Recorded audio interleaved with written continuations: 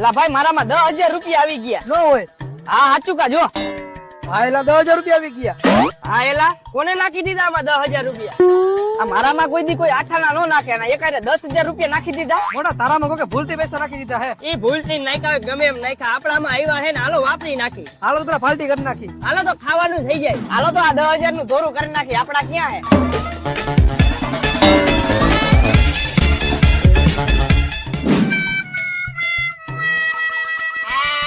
હવે ભાઈ કઈ ખાવું છે? આપણું ગુરુ ભાઈ. તારે ભાઈ? આપણે ફૂલ ખાઈ લીધું ભાઈ, આપણે નથી ખાવું હવે. હાલો તો હવે ઘરે.